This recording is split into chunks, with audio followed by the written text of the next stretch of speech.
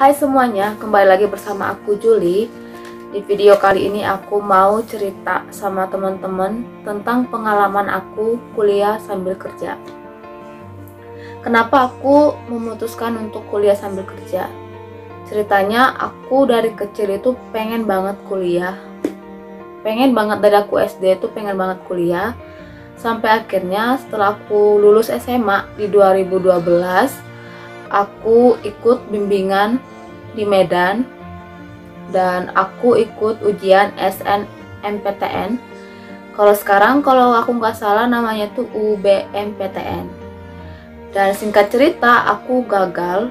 Aku sama sekali nggak masuk ke salah satu kampus yang aku pilih waktu itu. Dan di bulan 2012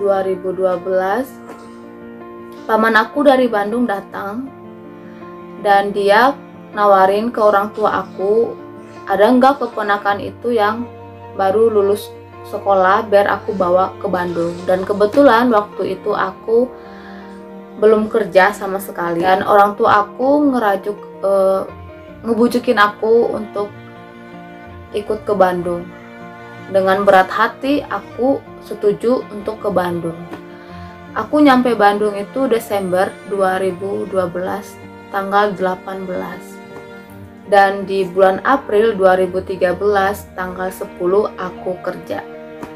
Aku ingat banget, dan ketika aku udah kerja itu aku ada keinginan lagi untuk kuliah. Memang setelah aku gagal tes yang sebelumnya itu, aku memang udah berniat untuk coba lagi di tahun depannya. Dan singkat cerita pokoknya aku daftar kuliah di bulan 9 2013. Udah lumayan kan aku untuk nabung uang waktu itu. Dan aku kuliah di hari pertama itu di bulan Oktober tanggal 13. Senang banget dong aku waktu itu aku bisa kuliah, kayak mimpi aku waktu kecil itu kayak terwujud gitu. Walaupun aku nggak tahu resikonya apa yang aku hadapi, karena kuliah sambil kerja itu tidaklah gampang. Itu kayak nguras pikiran, nguras tenaga, nguras materi juga. Dan aku belum hampir sebulan kuliah, tiba-tiba ekonomi orang tua aku itu berantakan. Orang tua aku nggak kerja dua-duanya, dan aku harus bantuin orang tua aku setiap bulannya.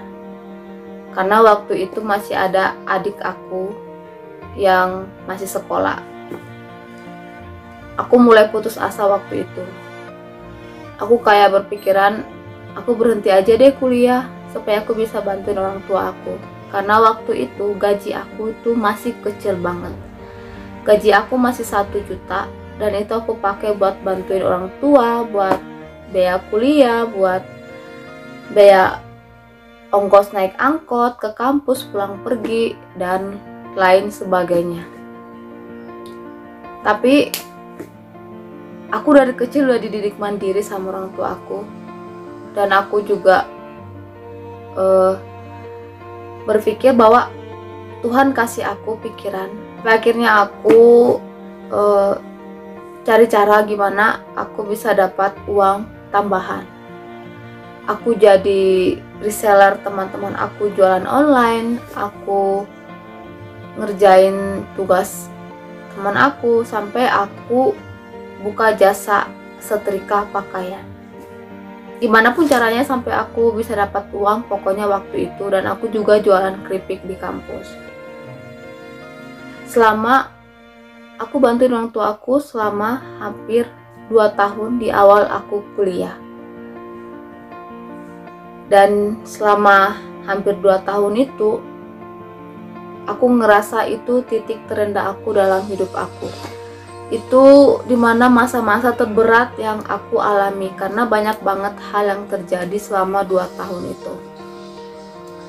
Tapi puji Tuhannya, setelah tahun ketiga aku kuliah, ekonomi orang tua aku itu membaik. Aku nggak perlu lagi bantuin orang tua aku fokus untuk kuliah aku. Dan di bulan Oktober 2016 aku ngajuin sidang. judul sidang skripsi aku, ngajuin judul skripsi aku maksudnya. Aku semangat banget tuh waktu itu buat nyusun skripsi, walaupun agak deg-degan sih karena untuk pertama kalinya aku bikin skripsi. Dan di bulan 1 2017 aku daftar sidang, tapi aku gagal karena ternyata masih banyak banget persyaratan sidang yang belum aku lengkapi. Di situ aku drop, aku stres waktu itu karena aku harus ganti judul dan aku harus menggunakan program Visual Basic.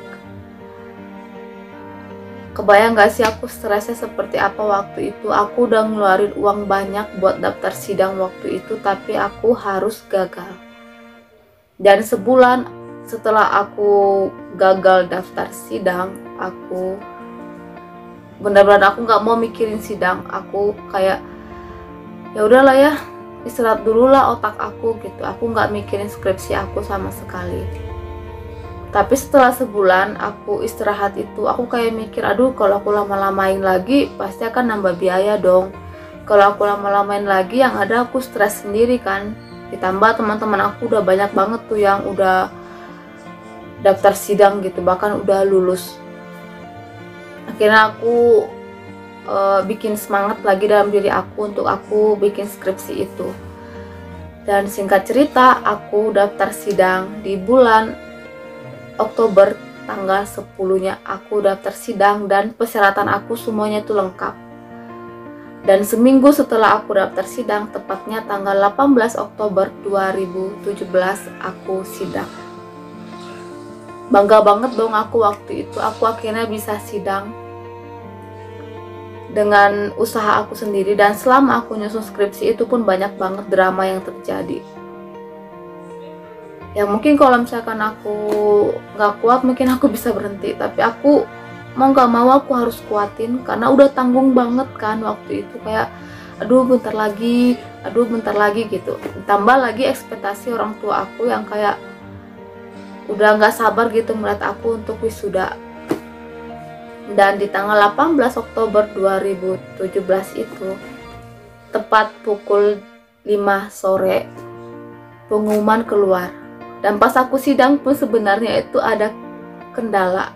Jadi pas aku sidang itu, si penguji aku waktu sidang itu dia minta kayak data gitu loh, dimunculin semuanya. Tapi ternyata aku nggak bisa munculin semuanya gitu. Jadi kayak setengah doang datanya bisa aku munculin. Tapi ya puji Tuhannya, ketika pengumumannya aku lulus.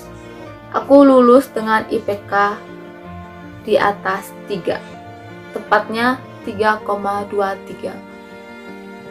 Suatu pencapaian yang aku rasa itu kayak aku nggak nyangka gitu aku bisa mencapai seperti itu dengan usaha aku sendiri. Dan aku nggak nyangka aku bisa lulus kuliah tepat 4 tahun dengan segala banyak banget drama yang terjadi. Capek. Kebayang gak sih aku kuliah jam 5 sore dan aku kerja dari jam 8 pagi sampai jam 4 sore. Aku kuliah dari jam 5 sore sampai jam 10 malam, nyampe rumah jam 11 malam, terus tidur, bangun jam setengah 5 pagi, harus bersihin rumah, masak, lain sebagainya, terus pergi kerja. Kebayang gak sih capeknya aku seperti apa? Itu kayak nggak ada stop-stopnya kegiatan itu. Tapi puji Tuhannya aku bisa ngerjain tugas-tugas kuliah aku itu di kantor. Dan pimpinan tempat aku bekerja juga itu kayak ngasih aku kelonggaran. Jadi kayak aku setiap kali bimbingan itu kalau misalkan bentrok gitu jam sama dengan jam kerja aku, bos aku itu kayak ngizinin aku untuk izin gitu buat bimbingan. Aku nggak kerja gitu. Itu puji Tuhannya banget sih, kayak banyak banget sih hal yang bisa ngebantu aku gimana sampai akhirnya aku bisa selesain skripsi aku gitu, sampai akhirnya aku lulus.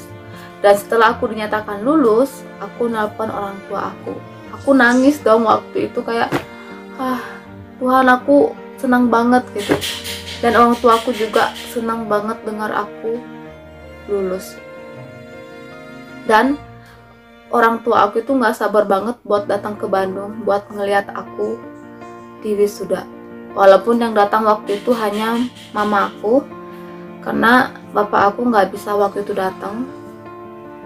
Dan di saat aku wisudanya itu tanggal 20 Desember 2017. Di saat momen wisuda itu ada satu momen yang dimana kita para mahasiswa sama mahasiswi itu bawa bunga ke orang tua kita masing-masing gitu. Dan di situ aku bawa bunga sama mama aku, dan di situ aku nangis. Dan mamaku juga nangis waktu itu. Aku kayak flashback gitu loh sama awal aku kuliah sampai aku selesai gitu. Dan sampai detik ini pun aku kayak belum nyangka sih aku bisa ngelewatin itu semua gitu. Dan aku udah hampir 3 tahun selesai kuliah, aku masih kayak suka speechless aja gitu. Aku ternyata bisa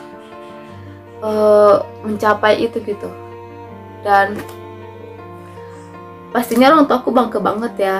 Bahkan semua foto-foto aku wisuda itu pun itu semuanya ada di rumah orang tua aku di Sibolga. Aku nggak ada nyimpan satupun foto-foto wisuda aku di sini, nggak ada sama sekali. Semuanya aku kirim ke Sibolga. Jadi orang tua aku kayak bangga banget, tau nggak sih, kayak misalkan nih ada keluarga yang datang atau tetangga yang datang gitu, masuk ke rumah terus ngeliat foto aku pas aku pakai toga sama jubah wisuda gitu, terus aku foto gitu. Itu kayak kebanggaan buat orang tua aku, terutama mama aku, karena memang mama aku dari dulu itu kayak pengen banget ada anaknya yang wisuda gitu, ada anaknya yang sarjana gitu. Dan jadi suatu kebanggaan juga sih buat aku. Sekarang di belakang nama aku itu ada gelar aku gitu. Kayak aku ngerasa, aduh Tuhan itu baik banget, tau gak sih. Aku percaya sih usaha kita tuh gak akan sia-sia gitu. Walaupun dulu aku sempat kayak berpikir, apa aku sanggup gitu untuk ngelewatin ini semua gitu. Dan aku percaya bahwa segala sesuatunya itu pasti ada jalan keluarnya. Dan aku mau cerita ini sama teman-teman karena aku pengen teman-teman, dan aku pengen ngasih tahu sama teman-teman bahwa kalaupun orang tua kita itu nggak punya biaya untuk kita kuliah, tapi teman-teman itu pengen banget kuliah, mungkin teman-teman bisa pilih untuk kuliah sambil kerja gitu. Akan beda rasanya sih ketika kita itu bisa ngebiayain diri kita sendiri gitu, tanpa membebani orang tua. Aku hanya ngasih semangat sama teman-teman bahwa kalau kita ada keinginan pasti akan ada jalannya gitu. Dan banyak banget sih suka duka yang terjadi selama aku kuliah. Mungkin sukanya itu ya aku punya banyak teman, aku punya ilmu baru, aku punya pengalaman baru gitu. Dan dukanya itu pastinya aku kurang istirahat, terus kayak kadang banget bentrok gitu loh antara jam kerja sama jam aku harus bimbingan sama dosen aku. Dan banyak banget sih sebenarnya dukanya. Aku pengen bilang sama teman-teman, tips-tips dari aku kalau memang teman-teman mau kuliah sambil kerja. Tips aku yang pertama itu, teman-teman harus siapin fisik dan mental kalian. Yang kedua, kalian harus punya komitmen, karena kuliah sambil kerja itu tidak mudah. Dan yang ketiga, teman-teman ambil jurusan yang sesuai dengan passion kalian gitu loh. Karena kalau jurusan itu sesuai dengan passion kalian, kalian tuh pasti akan happy bawaannya, kalian gak akan ada beban gitu. Dan teman-teman harus pastiin gitu kampus ataupun perguruan tinggi yang mau kalian tuju itu sesuai jam kuliah, itu sesuai dengan waktu yang kalian punya gitu. Kalau misalkan kayak aku nih, kuliah jam 5 sore, karena aku pulang kerjanya jam 4 sore, jadi masih ada waktu sejam untuk aku berangkat dalam perjalanan ke kampus gitu. Jadi nggak bentrok-bentrok banget. Mungkin itu aja yang bisa aku share sama teman-teman. Aku harap sih ini bisa jadi pertimbangan buat teman-teman.